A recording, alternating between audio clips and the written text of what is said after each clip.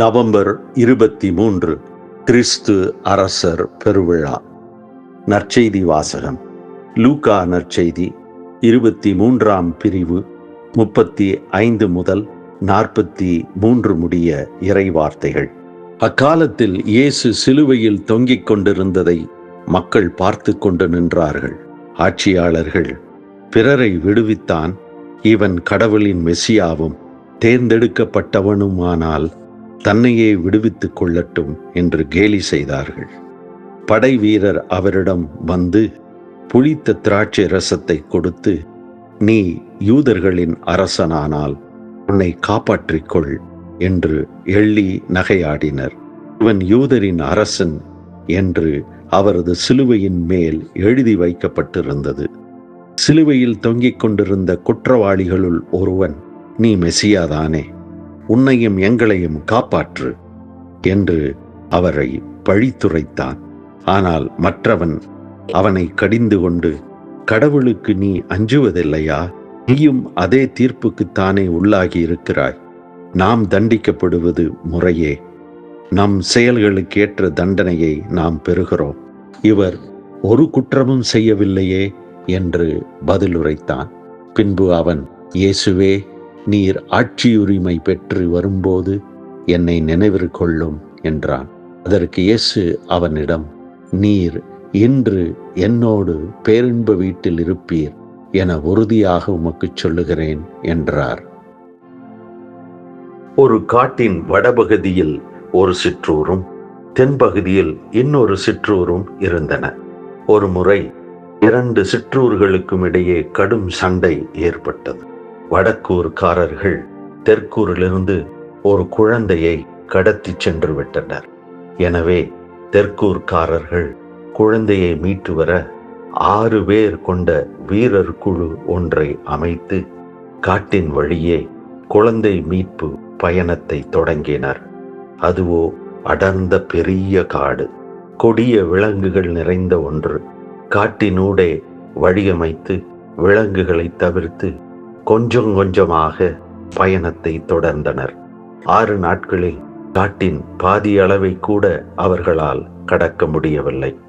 ஆனால் காட்டின் ஊடே ஒரு பெண் தன் குழந்தையுடன் வடக்கூரிலிருந்து வருவதை கண்டார்கள். அந்த குழந்தைதான் அவர்கள் தேடிச் செல்லும் குழந்தை என்பதைக் கண்டு வியப்படைந்தனர். அந்த பெண்ணை நோக்கி, நாங்கள் 6 நாள்களில் பாதி தூரமே வந்திருக்க உன்னால் எப்படி தனியாக வடக்கூருக்கு சென்று குழந்தையை கொண்டு வர முடிந்தது? யார் நீ என்றனர். அந்த பெண் கூறினாள், நான் தான் இந்த குழந்தையின் தாய். இந்த குழந்தையின் மேல் நான் கொண்ட அன்புதான் என் வலிமை.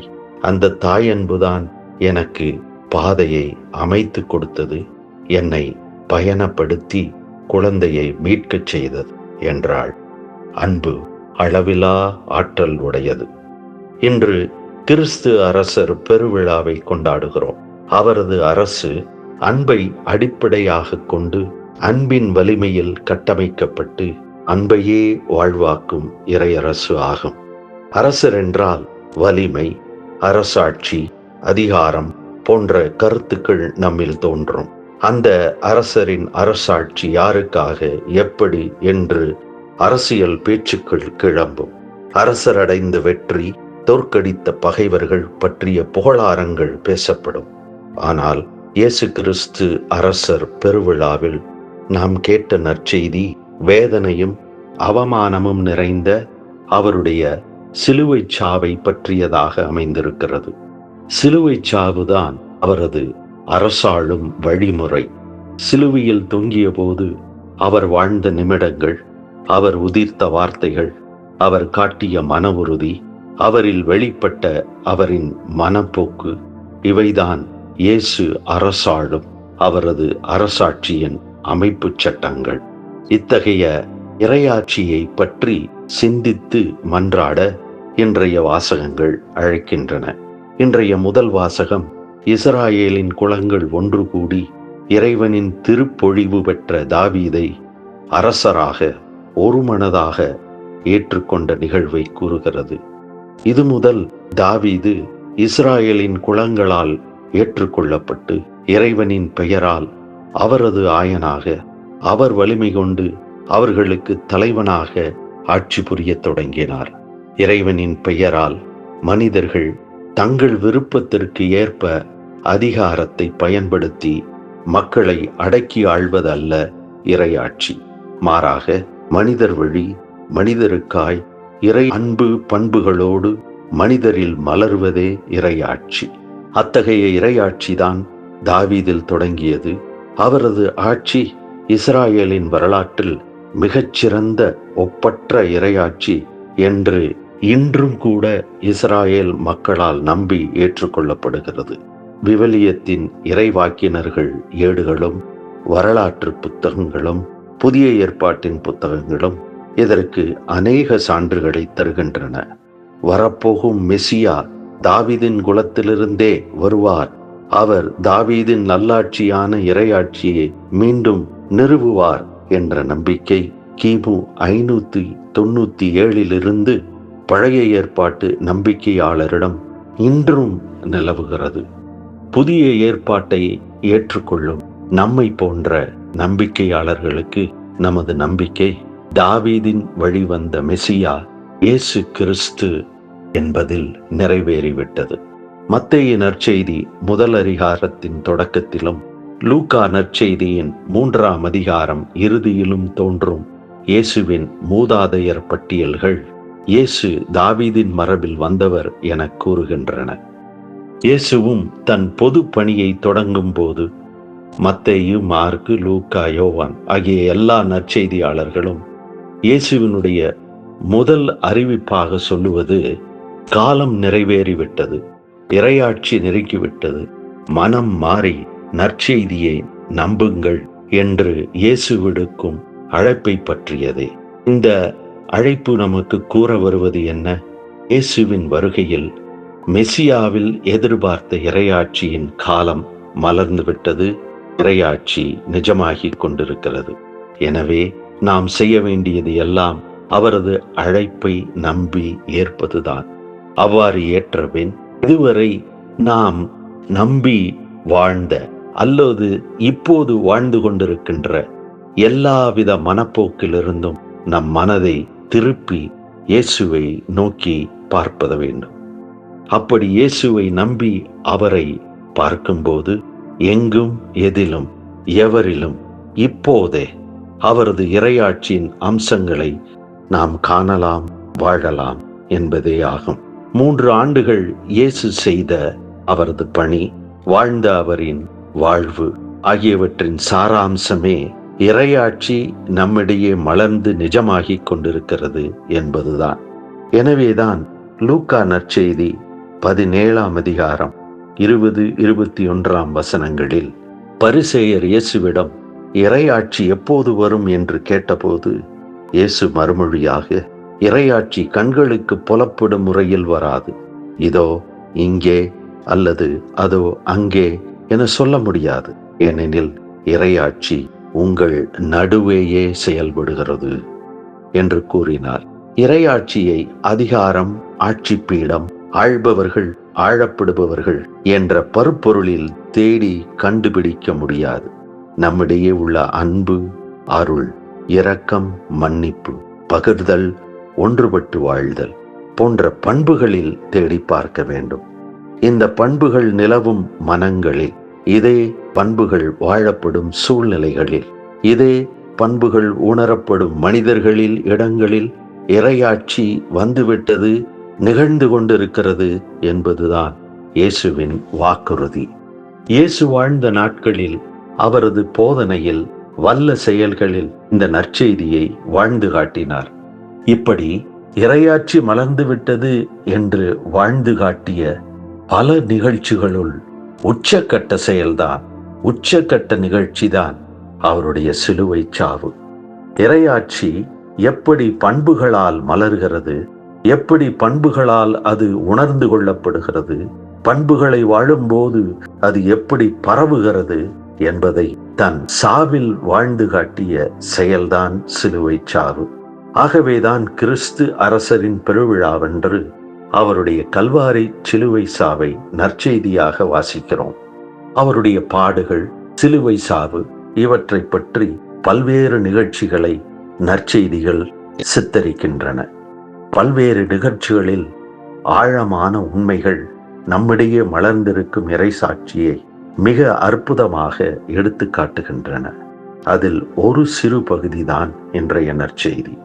இயேசு தொடங்கி வைத்த இறையாட்சி இறை பண்புகளால் நம்மிடையே மலர்ந்து கொண்டிருக்கிறது என்பதை இன்றைய நற்செய்தியின் சிலுவை காட்சி மிக தெளிவாக படம் பிடித்து விளக்குகிறது.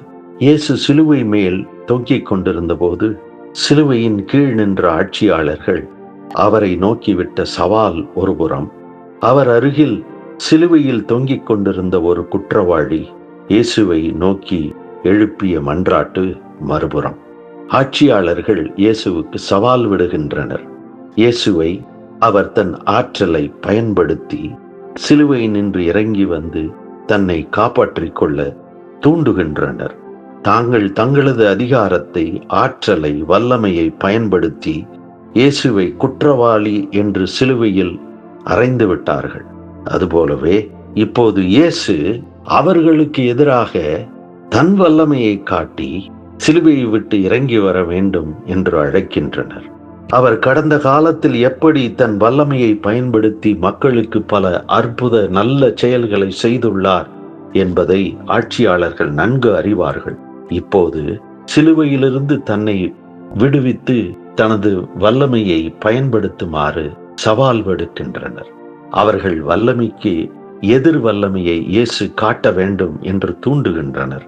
கண்ணுக்கு கண், பல்லுக்கு பல் என்ற வாதம் போல இயேசுவை எதிர் செயல்பட கேலி செய்யும் தொனியில் பேசுகின்றனர். இயேசு வல்லமையை வன்முறையில் பயன்படுத்தி தன்னை துன்புறுத்துவோரை வாயெடுத்து போகச் செய்பவர் அல்ல. அவர் செயல்முறை வேறு வகையானது. சிலுவையில் தொங்கிக் கொண்டிருந்த குற்றவாளிக்கும் அவருக்கும் இடையே நடந்த உரையாடல் எவ்வாறு தன் வல்லமையை இயேசு பயன்படுத்தினார் என்பதை விளக்குகிறது. அவரோடு சிலுவையில் தொங்கியவர் இருவரில் ஒருவன் கீழ் நின்ற ஆட்சியாளர்கள் போலவே இயேசு தன் வல்லமையை பயன்படுத்த வேண்டும். நீ மெசியாதானே, உன்னையும் எங்களையும் காப்பாற்று என்ற துணியில் அவனும் சவால் விடுகிறான்.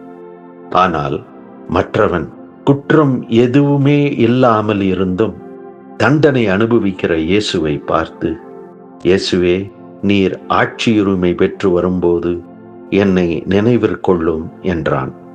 தன்னை நோக்கி வந்த எந்த சவாலுக்கும் குற்றச்சாட்டுக்கும் எவ்வித எதிர்ச்சொல் கூறாமலும் எவ்வித எதிர்ச்செயல் செய்யாமலும் இருந்த இயேசு இப்போது பதில் கூறுகிறார். மன்றாடிய குற்றவாளிக்கு அருள் புரிகிறார். நீர் இன்று என்னோடு பேரின்ப வீட்டில் இருப்பீர் என உறுதியாக உமக்கு சொல்லுகிறேன் என்கிறார். சிலுவையின் அடியில் நின்ற ஆட்சியாளர்கள் அவரை அரசர் என்று கேலி செய்தனர். தன்னோடு சிலுவையில் தொங்கிய ஒரு குற்றவாளி அவரை மெசியா என்று அவருக்கு ஞாபகப்படுத்தினான். இந்த உலக அரசர்கள், மெசியாக்கள் எவ்வாறு அதிகாரத்தோடும் வல்லமையோடும் எதிரிகளை கொன்று ஒழித்து போராடுவார்களோ அதை போலவே இயேசு மெசியா, இயேசு அரசர் செயல்பட வேண்டும் என்று எதிர்பார்த்தனர். அதற்காகவே சிலுவையில் தொங்கும் இயேசுவை மெசியாவென்றும் அரசர் என்றும் அழைத்து அவருடைய வல்லமைக்கும் அதிகாரத்திற்கும் சவால் விட்டனர். ஆனால் இயேசு மெசியா, இயேசு அரசர் தன் வல்லமையையும் அதிகாரத்தையும் செயல்படுத்தும் முறை, அவருடைய செயல் திட்டம் உலக அரசுகளை போன்றது அல்ல. அவை இறையரசை சார்ந்தது. அந்த இறையரசில் எல்லாருக்கும் அன்பையும் அருளையும் மன்னிப்பையும் அமைதியையும் செயல்படுத்தும் செயல்தான் இறையரசு. தன்னையே நிலைகுலைய வைக்கும் துன்பங்களோ, சிலுவை சாவோ, சிலுவை சவால்களோ அவரை தாக்கினாலும் இறையரசின் பண்புகளை மட்டுமே செயல்படுத்தும் அரசர்தான் இயேசு கிறிஸ்து அரசர். சிலுவையில் தொங்கி இறப்பதற்கு சற்று முன் இந்த இயேசு அரசர், தந்தையே இவர்களை மன்னியும், ஏனெனில் இவர்கள் செய்வது என்னதென்று இவர்களுக்கு தெரியவில்லை என்று அவர்களை மன்னித்து இறை அரசின் பண்புகளை தன் சாவிலும் வாழ்கின்ற அரசர். அன்பு, அமைதி, மன்னிக்கும் அருள் என்ற பண்புகளின் உயிரோட்டம்தான் இறையரசின் கட்டமைப்பு, இறையரசின் செயல்முறை, இறையரசின் செயல் திட்டமாகும். இன்றைய 2ஆம் வாசகம் கொலோசேய திரு அவையில் பாடப்பட்டு வந்த திருவழிபாட்டு பாடல் ஆகும். விண்ணும் மண்ணும் அனைத்தையும் இயேசுவின் வழியாக இறைவன் படைத்தார். அவைகளின் குறைகள், பாவங்கள் அனைத்தையும் இயேசு சிலுவையில் சிந்திய இரத்தத்தால், சிலுவையின் இறப்பால், 3ஆம் நாள் உயிர்ப்பால் மன்னித்து ஒப்புரவாக்கி இயேசுவின் ஆட்சிக்கு உட்படுத்தினார். இவ்வாறு இயேசு கிறிஸ்து அரசர். அவரின் ஆளுமையை நாம் காணும் ஆட்சியாளர்கள் அரசுகளிலிருந்து மாறுபட்டது. இத்தகைய அரசின் இறையாட்சியின் இறைமக்கள் நாம். மார்க்கு நற்செய்தி 10ஆம் அதிகாரம் 42 முதல் 45 முடிய வசனங்களில் தம் சீடர்களுக்கு பணித்த அதே வார்த்தைகளைத்தான் இவ்விழாவில் நமக்கும் இயேசு நினைவுறுத்துகிறார். பிற இனத்தவரிடையே தலைவர்கள் என கருதப்படுகிறவர்கள் மக்களை அடக்கி ஆளுகிறார்கள். அவர்களுள் பெரியவர்கள் அவர்கள் மீது தங்கள் அதிகாரத்தை காட்டுகின்றார்கள். ஆனால் உங்களிடையே அப்படி இருக்கக்கூடாது. உங்களுள் பெரியவராயிருக்க விரும்புகிறவர் உங்கள் தொண்டராயிருக்கட்டும். உங்கள் முதன்மையானவராக இருக்க விரும்புகிறவர் அனைவருக்கும் பணியாளராக இருக்கட்டும். ஏனெனில் மானிட மகன் தொண்டு ஏற்பதற்கு அல்ல, மாறாக தொண்டு ஆற்றுவதற்கும் பலருடைய மீட்புக்கு ஈடாக தம் உயிரையும் கொடுப்பதற்கும் வந்தார். நமக்கு தொண்டு செய்யும் இயேசு அரசரின் தொண்டர்களாக வாழ்வோம். நமக்கு பணிபுரியும் இயேசுவின் அரசில் பணியாளர்களாக வாழ்வோம்.